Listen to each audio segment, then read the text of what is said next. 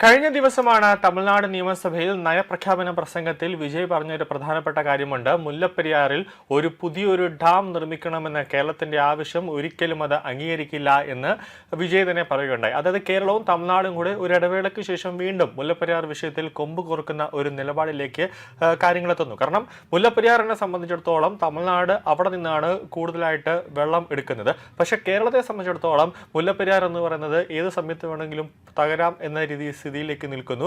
അപ്പോൾ അവിടെ അവർക്കൊരു മരണക്കെണിയായിട്ട് മുല്ലപ്പെരിയാർ ഡാമിനെ കാണുന്നതാണ് കേരളം കാണുന്നത്. അപ്പോൾ ഈ രണ്ട് പ്രശ്നവും തമ്മിലുള്ളത് ഇപ്പോൾ സുപ്രീം കോടതിയിലാണ് ഒരു അന്തിമമായി വിധി നിൽക്കുന്നത്.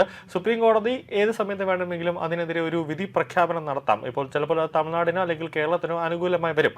നിലവിൽ ഇപ്പോൾ ഇന്ന് പുറത്തു വന്ന ഏറ്റവും പ്രധാനപ്പെട്ട ഒരു വാർത്ത, മുല്ലപ്പെരിയാർ അണക്കെട്ടിന്റെ സുരക്ഷാ പരിശോധനയ്ക്കായി നിയോഗിച്ച സ്വതന്ത്ര വിദഗ്ധ സമിതിയിൽ നിന്ന് കേരളത്തിന്റെ പ്രതിനിധിയെ കേന്ദ്ര സർക്കാർ ഒഴിവാക്കിയിരിക്കുന്നുവെന്ന വാർത്തയാണ് ഇപ്പോൾ പുറത്തുവരുന്നത്.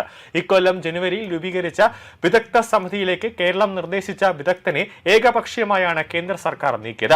അണക്കെട്ടിന്റെ സുരക്ഷാ പരിശോധനയ്ക്കായി സുപ്രീം കോടതിയുടെ സമിതിയിൽ നിന്നാണ് കേരളം പ്രതിനിധി കേന്ദ്ര ജല commission retired chief engineer T K. ശിവരാജനെ കേന്ദ്ര അണക്കെട്ട് സുരക്ഷാ അതോറിറ്റി നീക്കിയത്. ഇദ്ദേഹത്തിന് പകരം IIT റൂർക്കിയിലെ international centre of excellence for dam മേധാവി പ്രൊഫസർ ML ശർമ്മയെ ഉൾപ്പെടുത്തിയിരിക്കുകയാണ്. ഈ മാസം 16-ന് പുതിയ ഉത്തരവിറക്കിക്കൊണ്ടാണ് കേന്ദ്ര സർക്കാർ ഒരു നീക്കം നടത്തിയത്. എന്നാൽ ശിവരാജിനെ മാറ്റിയത് കേരളം അറിഞ്ഞിരുന്നില്ല. എന്നാൽ വിദഗ്ധ സമിതിയിലെ ചെയർമാനെയും അതോടൊപ്പം തന്നെ മറ്റംഗങ്ങളെയും മാറ്റിയിട്ടില്ല എന്നതാണ് മറ്റൊരു പ്രധാന കാര്യം. National hydro electric power corporation മുൻ CMD ബൽരാജ് ജോഷിയാണ് ചെയർമാൻ. 2022-ലെ സുപ്രീം കോടതി ഉത്തരവിന്റെ അടിസ്ഥാനത്തിൽ 2025 നവംബറിൽ ചേർന്ന മുല്ലപ്പെരിയാർ മേൽനോട്ട സമിതിയാണ് സമഗ്ര സുരക്ഷാ പരിശോധനയ്ക്ക് തമിഴ്നാടും കേരളവും നിർദ്ദേശിച്ച അണക്കെട്ട് വിദഗ്ധരെ കൂടി ഉൾപ്പെടുത്തി സ്വതന്ത്ര വിദഗ്ധ സമിതി രൂപീകരിക്കാൻ തീരുമാനിച്ചത്. ഇതിലേക്കാണ് കേരളം ടി.കെ. ശിവരാജിനെ നിർദ്ദേശിച്ചത്. ജനുവരി 6-ന് ഇറക്കിയ ഉത്തരവിൽ ഇദ്ദേഹത്തിന്റെ പേരുണ്ടായിരുന്നു.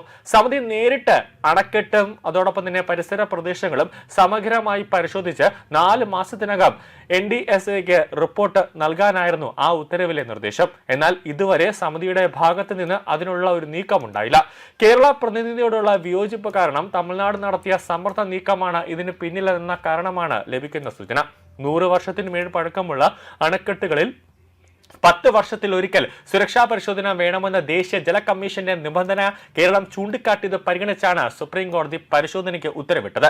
ജനുവരി 6-ലെ ഉത്തരവിന്റെ അടിസ്ഥാനത്തിലാണ് സമിതിയുടെ പ്രവർത്തനം. ഉത്തരവിന്റെ പകർപ്പ് കേരളത്തിന്റെയും തമിഴ്നാടിന്റെയും ബന്ധപ്പെട്ട വകുപ്പുകൾക്ക് കൈമാറിയിട്ടുണ്ട്. 2021-ലെ ഡാം സുരക്ഷാ നിയമപ്രകാരം മുല്ലപ്പെരിയാർ അണക്കെട്ടിന്റെ സമഗ്ര സുരക്ഷാ വിലയിരുത്തലിനായാണ് ഈ സമിതിയെ നിയോഗിച്ചത്. IIT റൂർക്കിയിലെ ഭൂകമ്പ എഞ്ചിനീയറിംഗ് വിഭാഗം പ്രൊഫസറും അതോടൊപ്പം തന്നെ international centre of excellence for dams മേധാവിയുമാണ് പ്രൊഫസർ ML ശർമ്മ. 2021-ലെ ഡാം സുരക്ഷാ നിയമപ്രകാരം ഈ വർഷം ജനുവരി 6-നാണ് മുല്ലപ്പെരിയാർ പരിശോധനയ്ക്കായി അതോറിറ്റി ആദ്യം സമിതിക്ക് രൂപം നൽകിയത്. ബൽരാജ് ജോഷിയാണ് ചെയർമാൻ. ഗോപാൽ ധവാൻ അതോടൊപ്പം തന്നെ ഗുൽഷൻ രാജ്, N. ശിവകുമാർ എന്നിവരാണ് മറ്റംഗങ്ങൾ. അംഗങ്ങളുടെ മാറ്റമൊഴികെ ജനുവരി 6-ലെ ഉത്തരവിലെ മറ്റ് നിബന്ധനകളിലും അതോടൊപ്പം തന്നെ വ്യവസ്ഥകളിലും മാറ്റമില്ല എന്നാണ് അതോറിറ്റി വ്യക്തമാക്കിയിട്ടുള്ളത്. ഉത്തരവിന്റെ പകർപ്പുകൾ കേരള അഡീഷണൽ ചീഫ് സെക്രട്ടറിക്കും തമിഴ്നാട് ജലവിഭവ വകുപ്പ് സെക്രട്ടറിക്കും കൈമാറിയിട്ടുണ്ട്.